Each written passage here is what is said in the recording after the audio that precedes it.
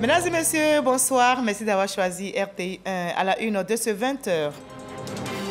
Ce mercredi s'est tenu un conseil des ministres. Sous la houlette du président Alassane Ouattara, les membres du gouvernement ont abordé notamment la lutte contre la désertification, le salon du livre pour enfants et adolescents. Face aux journalistes à l'issue du conseil, le porte-parole du gouvernement s'est prononcé sur la situation des 46 soldats ivoiriens détenus au Mali.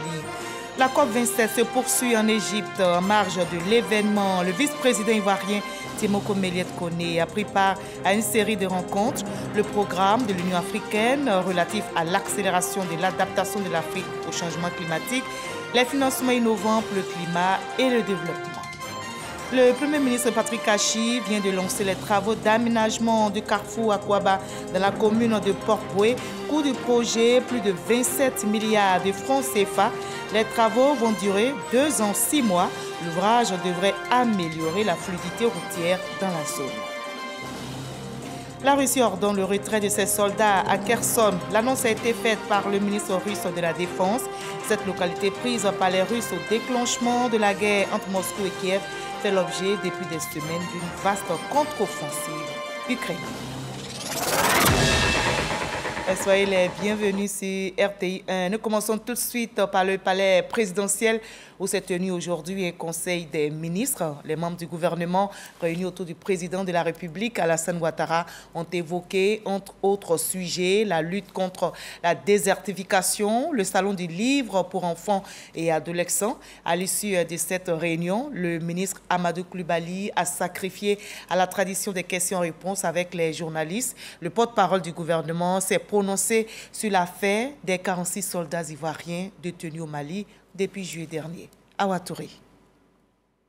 Présidé par le chef de l'État, le président de la République Alassane Ouattara, le Conseil des ministres, ce mercredi 9 novembre 2022, a adopté un projet de loi portant statut du corps diplomatique. Ce projet de loi vise à créer un cadre propice à un meilleur déploiement de la diplomatie ivoirienne en vue de promouvoir de façon efficace l'image de notre pays et d'assurer son rayonnement sur la scène internationale.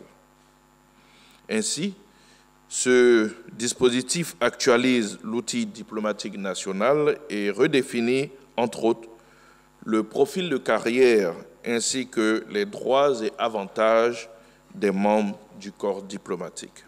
Dans le cadre de la politique de modernisation de la gestion de l'administration publique engagée par le gouvernement, le Conseil entend doter la fonction publique d'un nouveau statut. Ce nouveau dispositif redéfinit les concepts d'emploi, de grade et de fonction et garantit un traitement équitable de tous les agents publics en termes de mobilité professionnelle, de profil de carrière et d'avantages liés à la fonction publique.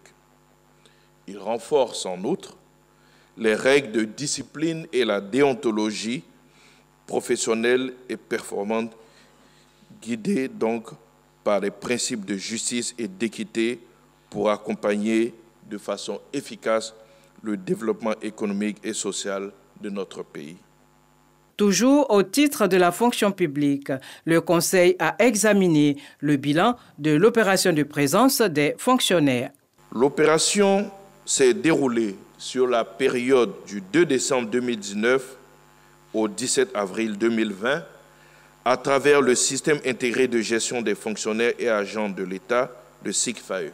Elle a porté sur une population cible de 219 112 agents pour 212 159 agents présents, soit un taux de présence de 96,82%.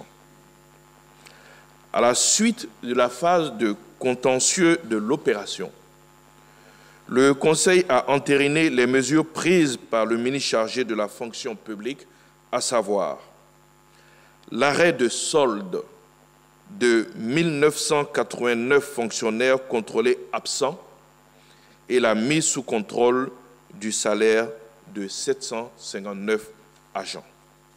À propos de la situation des soldats ivoiriens détenus au Mali, le porte-parole du gouvernement a réaffirmé que la Côte d'Ivoire a choisi la voie du dialogue. Nous avons dit à plusieurs reprises ici que la Côte d'Ivoire a choisi la voie du dialogue, la voie de la concertation, la voie de la négociation. Et au cours des comptes rendus du Conseil des ministres, nous avons même appelé donc nos concitoyens à la patience, et notamment les familles des victimes à la patience et à avoir confiance au chef de l'État. Quand vous choisissez la voie du dialogue, quand vous choisissez la voie de la négociation, vous vous inscrivez d'une certaine façon en même temps dans la gestion du temps. Nous sommes convaincus, et quand le chef de l'État le dit, il n'y a aucun doute que nos soldats rentreront. Je l'ai évoqué ici, lorsque un pays, dans la vision de son président, s'est battu pour que certains de ses compatriotes qui s'étaient auto-exilés rentrent, et rentrent tous, il n'y a pas de raison que ce pays ne déploie pas la même énergie, et sinon plus encore, pour que ces enfants qu'il a envoyés en mission ne rentrent. Donc la Côte d'Ivoire utilisera tous les moyens de la concertation, de la discussion, parce que c'est la voie qu'elle a choisie, qui sont à sa disposition pour que nos soldats rentrent. C'est long, c'est difficile, mais les familles sont en contact avec le ministère d'État, le ministère de la Défense, qui leur donne régulièrement donc des informations sur le moral de nos soldats qui sont détenus au Mali.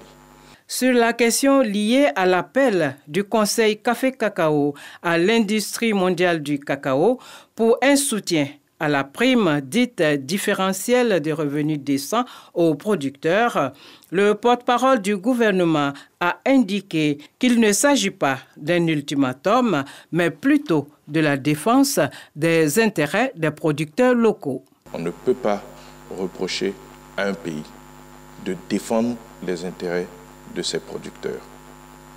Je ne vois pas de menace, je vois des dispositions qu'un État prend pour préserver le revenu de ses producteurs.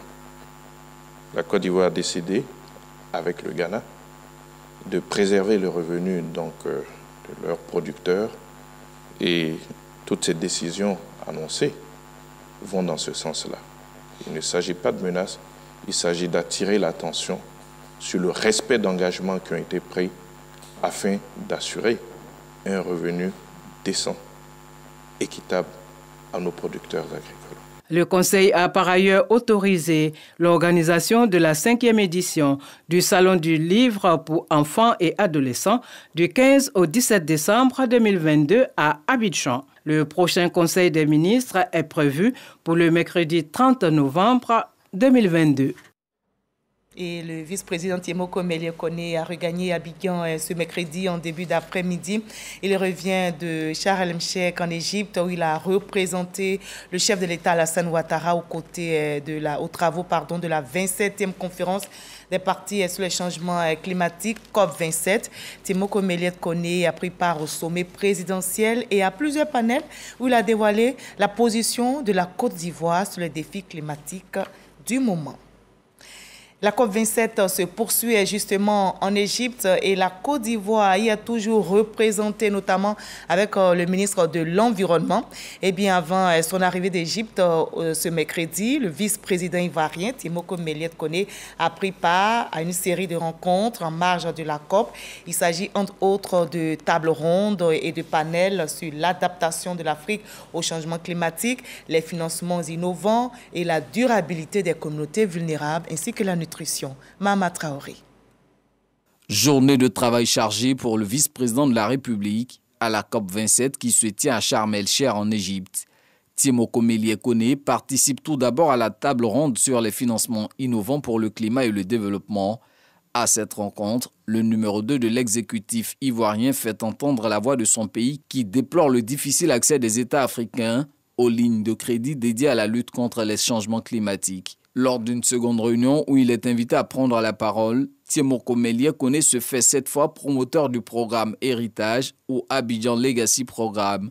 Cette initiative lancée en mai dernier par le président Alassane Ouattara à la faveur de la 15e conférence des parties de la Convention des Nations Unies pour la lutte contre la désertification accorde un point d'honneur à la reconstitution du couvert forestier. Cette initiative, qui est un puissant accélérateur du développement durable et de transformation de notre économie agricole, a suscité la mobilisation exceptionnelle et le soutien financier des partenaires au développement, portant sur les ressources financières nécessaires pour sa mise en œuvre, soit plus de 2,5 milliards de dollars américains. Après les dossiers climatiques, Tiemoko Melie-Kone se rend à une autre tribune, cette fois pour présenter l'intérêt qu'accorde le chef de l'État Alassane Ouattara à la nutrition. Le président de la République de Côte d'Ivoire, son Excellence M. Alassane Ouattara, reconnaît l'importance de la nutrition pour les personnes, la planète et les économies. En sa qualité de champion de l'Union africaine pour le suivi de la mise en œuvre de l'agenda 2063, il fait de la lutte contre la faim et la malnutrition une priorité dans son agenda continental mais aussi national. C'est dans ce sens qu'il a conduit le plaidoyer auprès de ses pairs en vue de faire de l'année 2022 l'année africaine de la nutrition avec un accent sur le renforcement de la résilience nutritionnelle et la sécurité alimentaire. Preuve de l'engagement du président Alassane Ouattara à lutter contre la malnutrition, Abidjan abritera le 5 décembre prochain une réunion de haut niveau sur la nutrition et la sécurité alimentaire. Voilà, et les nouvelles en provenance d'Égypte sont très bonnes pour notre pays. La Côte d'Ivoire a été honorée pour ses efforts de lutte contre les changements climatiques. Notre pays a été honoré justement pour ses efforts et le pays a reçu une distinction de la part du Partenariat mondial pour la mise en œuvre des contributions déterminées au niveau national. Le prix a été réceptionné par le ministre de l'Environnement et du Développement durable, Jean-Luc Assi. Envoyé spéciaux en Égypte, Grace Kando, Adama Sangari. Sharm el-Sheikh, situé au sud-est de l'Égypte, entre le mont Sinaï et la mer Rouge. Cette ville balnéaire abrite la conférence des parties sur les changements climatiques COP27. À cette occasion, le Partenariat mondial pour la mise en œuvre des contributions déterminées au niveau national honore la Côte d'Ivoire à travers une distinction pour avoir rehaussé son ambition climatique en 2030 à 30,41% contre 28,25% auparavant. La Côte d'Ivoire fait de nombreux efforts dans la lutte contre les changements climatiques. Alors ce prix, pour remercier le pays, la Côte d'Ivoire est un excellent exemple dans la sous-région, dans le cadre donc de la mise en œuvre des engagements climatiques, des CDN, et surtout de tout ce qui est fait en termes de mise en œuvre des projets pour lutter contre les impacts des changements climatiques. L'abandon du charbon industriel et la prise en compte de la foresterie font partie des efforts fournis par la Côte d'Ivoire pour la lutte contre les changements climatiques et ce, avec l'implication du secteur privé ivoirien. Au niveau de l'évaluation des CDN, nous avons participé à toutes les étapes, branche par branche, où nous avons indiqué ce qu'étaient les préoccupations du secteur privé. Ensuite, lors de la consolidation et de l'analyse et de la projection concernant les CDN, nous avons réellement participé. Les projets du secteur privé sont totalement inclus. La Côte d'Ivoire fait partie des 24 pays sur les 197 signataires de l'accord de Paris sur le climat à avoir révisé son ambition climatique. Le secteur privé nous a beaucoup soutenus. À travers les experts qu'ils ont mis à nos dispositions, qui nous ont permis d'arriver donc à ce résultat.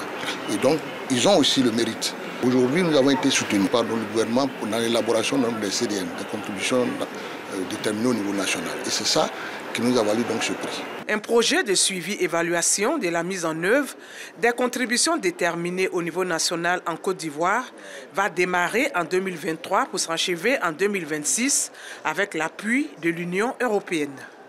La Côte d'Ivoire qui rayonne à l'international est au travail. Le Premier ministre Patrick Achi vient justement de lancer les travaux d'aménagement du carrefour Akwaba dans la commune de Port-Boué. Coût du projet, plus de 27 milliards de francs CFA. Les travaux vont durer 2 ans et demi. L'ouvrage devrait améliorer la fluidité routière dans la zone tout en renforçant la sécurité routière, nous rapporte Alexis Ouedraogo. Voici le futur visage du carrefour Akwaba. L'ouvrage dont les travaux sont prévus sur 30 mois devrait permettre d'apporter une solution durable aux problèmes de congestion du trafic routier dans le secteur, notamment l'accès à l'aéroport, à la zone portuaire et aux zones d'habitation.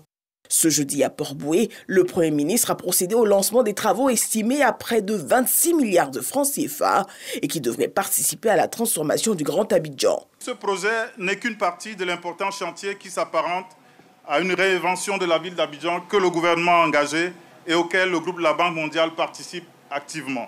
L'aménagement du carrefour Akwaba, principale porte d'entrée du pays, est inscrit au PND 2021-2025 pour améliorer les conditions de circulation des populations.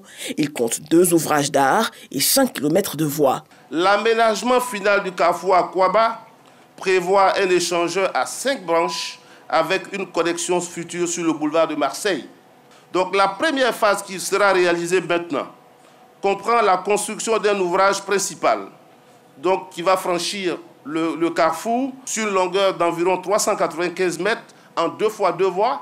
Ça veut dire que si vous quittez Koumassi pour aller vers Grand Bassam, vous allez passer en haut sur un ouvrage pour aller directement en 2 fois 3 voies. Et en bas, il va y avoir un giratoire à 3 voies qui va permettre donc d'aller à Port-Boué, d'aller à l'aéroport et d'aller dans les autres endroits. Le ministre de l'Équipement et de l'Entretien routier rassure les usagers de la mise en place d'un plan de circulation en vue d'éviter les congestions extrêmes aux heures de pointe. Il invite surtout les opérateurs au respect des délais et la qualité de l'ouvrage. En améliorant ne serait-ce que 20% de la mobilité à Abidjan, c'est 1% de croissance en plus que nous gagnerons ensemble. C'est pourquoi, depuis plus d'une décennie, sous l'impulsion du président de la République, son Excellence M. Alassane Ouattara, les différents gouvernements ont agi pour construire une mobilité plus fluide et plus durable. Tout le Grand Abidjan est en chantier pour qu'une nouvelle réalité de nos infrastructures routières se mette en place dans un délai très court. C'est véritablement un autre Abidjan qui va naître, plus fluide, mieux connecté, plus efficace pour les travailleurs, plus simple pour les habitants, plus performant pour les entreprises et les administrations. Une ville moderne, une ville modèle, une ville nouvelle. L'occasion pour le Premier ministre de rassurer les populations déguerpies pour les travaux de modernisation du Grand Abidjan, de la volonté constante de l'État d'améliorer leurs conditions de vie. Ce n'est jamais avec beaucoup de plaisir qu'on est contraint de demander aux populations de se déplacer pour certaines d'entre elles. C'est dans la contrainte que nous le faisons.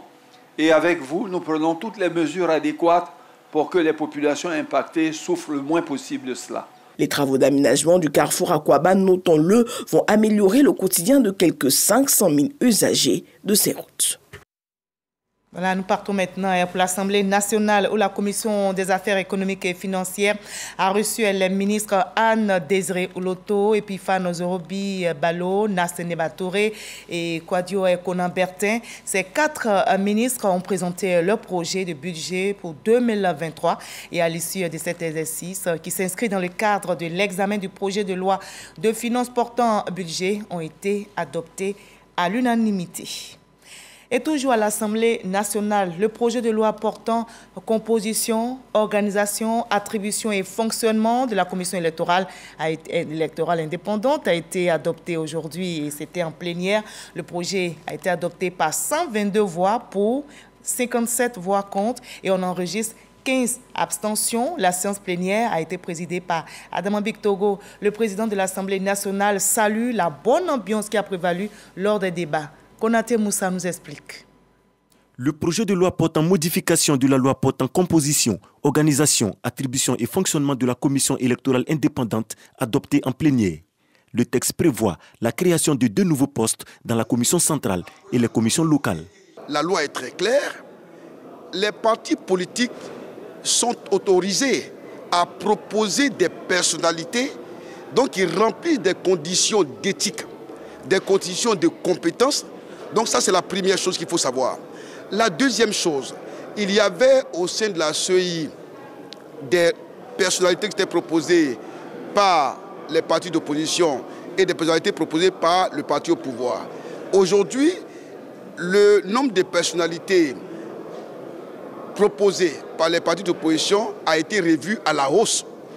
Donc, avant c'était 4. Aujourd'hui, avec l'avènement du PPACI, 5 personnalités donc, sont désormais proposées par les partis d'opposition. Donc, c'est l'avancée majeure. Le projet de loi de modification sur la CEI adopté ce jour, des amendements proposés par les partis de l'opposition ont été refusés.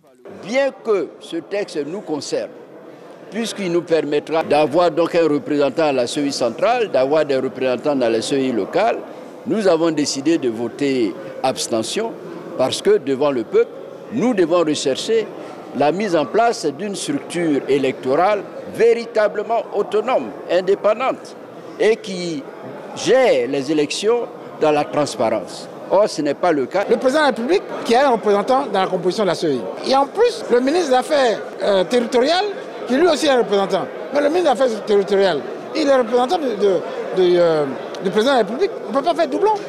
Au total, si 18 membres du bureau central, vous avez 13 qui sont désignés par le parti au pouvoir et vous n'avez que 5 qui sont désignés par l'opposition qui n'a pas de représentation à l'Assemblée nationale ou au Sénat ou dans les mairies. Donc voilà, donc nous avons voté non. À l'issue du vote, 122 voix pour, 57 voix contre et 15 abstentions.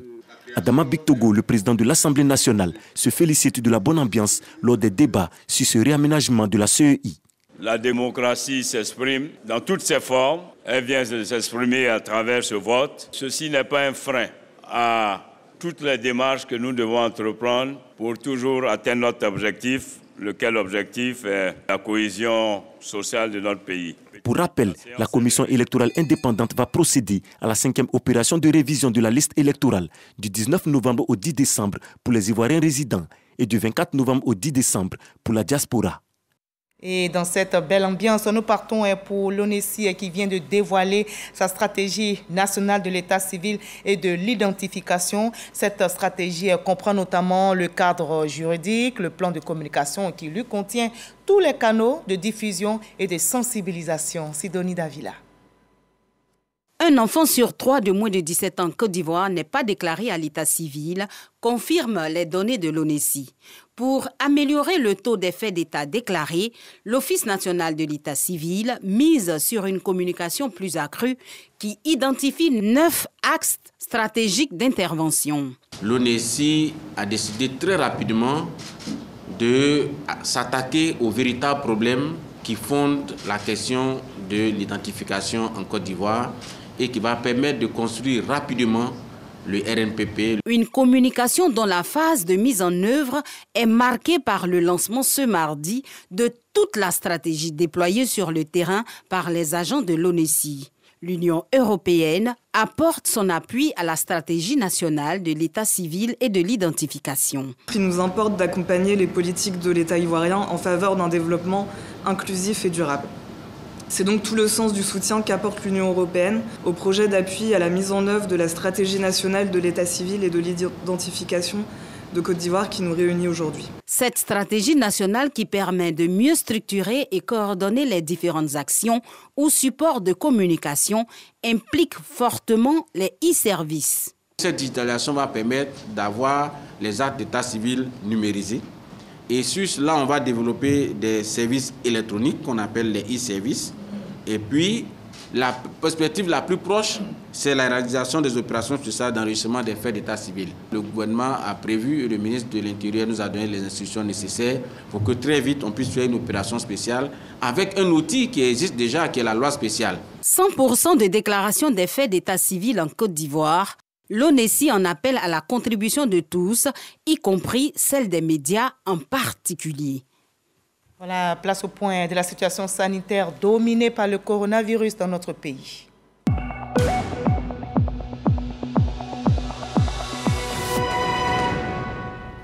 Les chiffres révèlent ce mercredi 9 novembre 7 nouveaux cas de Covid-19 sur 642 échantillons prélevés, soit 1,1% de cas positifs, 8 nouvelles guérisons et 0 décès. À la date du 9 novembre 2022, la Côte d'Ivoire, notre pays, compte donc 87 846 cas confirmés, dont 87 001 personnes guéries, 829 décès au total et 16 cas actifs. Faisons-nous tous vacciner contre le coronavirus. On va parler de cohésion et développement dans ce 20h. Le président du Sénat, Jano Aoussou-Kouadio, était aux côtés de la communauté baoulé vivant à Vavois pour l'installation de son chef central. Et les membres du gouvernement étaient à ses côtés. Ces derniers ont même annoncé de grands chantiers dans la localité. Routes, fonds de soutien aux jeunes et aux femmes. Les ministres Amédée Kofi Kouakou et Mamadou Touré ont fait le grand déballage, nous rapporte Kader Sogodoko. Ils sont venus des 4 coins du département des Vavois pour converger vers le stade municipal à l'effet d'installer leur chef central. La communauté baoulé fait de Nana Kanga Kouakou, 69 ans fonctionnaire à la retraite, son guide. Il est installé par les représentants de la reine des Baoulé, Nana Akwa Boni II, en présence du président du Sénat, Jano Aoussou-Kouadio, et de 2 membres du gouvernement. Pour Kalou Bonaventure, maire de la localité d'accueil, Vavois a besoin de la solidarité de tous pour son développement. Cela dénote de la cohésion sociale qui existe ici à Vavois et qui s'inscrit dans la vision du président de la République, son Excellence M. Alassane Ouattara. Le vivre ensemble. Routes, équipements, fonds de soutien aux jeunes et aux femmes, 50 millions de francs CFA. Le gouvernement met tout en œuvre pour le développement de Vavois. Il a été demandé donc le financement des projets de développement pour les jeunes dans le domaine de l'élevage et de l'agriculture. Monsieur le Président, sous votre autorité, nous allons mettre un fonds de 50 millions de francs CFA à la disposition donc des parents. 50 millions de francs CFA pour financer donc des projets donc d'élevage et donc agricoles. Et dès la semaine prochaine, mes équipes vont travailler avec eux pour justement identifier ces projets et les mettre en œuvre. Ils ont demandé aussi des broyeuses de manioc. Donc dès lundi, ils auront 5 broyeuses de manioc. Pour nos parents qui sont dans les villages, je pense que Monsieur le Président de la République et le Premier ministre ont déjà donné des instructions. Comme il pleut beaucoup, il y a beaucoup de campements qui ne sont pas accessibles. Je peux vous assurer qu'au plus tard le mois prochain, vous allez avoir beaucoup de machines sur les routes en train de les gratter. Le parrain de ce rassemblement, Jano Aoussou-Kouadio, président du Sénat, pour sa part, invite les ressortissants du grand centre vivant à Vavois à cultiver le vivre ensemble, la cohésion et à épouser des valeurs comme le travail, la discipline et la paix. La bonne parole, c'est la parole de la paix. Si nous ne comprenons pas cela, que nous ne protégeons pas la Côte d'Ivoire, demain nous n'aurons pas de pays. Aimons et protégeons la Côte d'Ivoire. Aimons et servons le président Alassane Ouattara pour que la Côte d'Ivoire soit un très beau pays. C'est le message que je voulais lancer à la classe politique.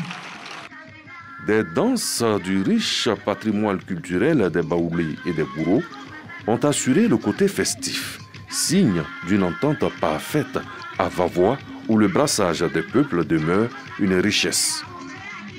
C'est bon pour le renforcement de la paix dans notre pays. Également au chapitre politique de ce 20, le RHDP Guémon qui prépare les prochaines élections. Et les élus et cadres de cette région étaient en conclave à Yamoussoukro, la capitale politique ivoirienne. Kader Sogodogo nous en dit plus. Pour le triomphe du RHDP dans le Guémon, le groupe de travail de la coordination régionale du parti tranche. Il faut l'unité et la synergie d'action, la réconciliation, donc l'unique recommandation qui sanctionne 2 jours d'échange et de réflexion pour redynamiser le RHDP Guémon le temps des prochaines élections. En 2018, il y a eu les élections où le RHDP était divisé sur certains points. C'est à ce sujet que nous avons réfléchi. Et les résolutions s'articulent sur 2 points. Rassembler les filles et fils, les élus et cadres, la région du Guémon en rang serré pour que le RADP sorte vainqueur de ces élections de 2023. Cette approche, un pan de l'encouragement et du soutien du groupe de travail aux élus et cadres du RHDP Guémont, notamment le coordonnateur régional Célestin Seredo, dans le processus de réconciliation. Ce séminaire du comité de réflexion, le 3e du genre pour maintenir la flamme du militantisme, le sanctionne aussi une motion spéciale de remerciement et de soutien au président Alassane Ouattara pour sa parfaite gestion des affaires de l'État et le développement qu'il ne cesse d'impulser à la Côte d'Ivoire et à la région du Guémont. Voilà, reportage réalisé pour vous par Léon Brou. À l'étranger, les Américains ont glissé leur bulletin de vote dans l'urne hier mardi pour élire leurs représentants, mais aussi leurs sénateurs. Mais ce mercredi, on observe une avancée des républicains à la Chambre. Les résultats sont moins mauvais qu'escomptés pour le camp de Joe Biden. Plusieurs États clés, comme la Pennsylvanie, avec à la tête un républicain proche de Trump, sont tombés sous le règne démocrate. Le suspense reste entier pour autant pour le contrôle du Sénat. 4 sièges restent à attribuer. Le comptage des voix pourrait prendre plusieurs jours. Et on va terminer par la Russie qui vient d'ordonner le retrait de ses soldats à Kherson. L'annonce a été faite par le ministre russe de la Défense dans une allocution télévisée. Cette localité Kherson avait été prise par les Russes au déclenchement de la guerre entre Moscou et Kiev. Mais depuis quelques semaines, la ville fait l'objet d'une vaste contre-offensive ukrainienne. Pour le commandant des opérations russes en Ukraine, ce retrait des troupes n'a pas été une décision facile à prendre. La Russie va réorganiser sa ligne sur l'autoroute au sud de la ville de Kherson. Et vous l'avez très bien compris, point final de ce 20h. Je vous retrouve avec le même plaisir demain 20h. Prenez soin de vous.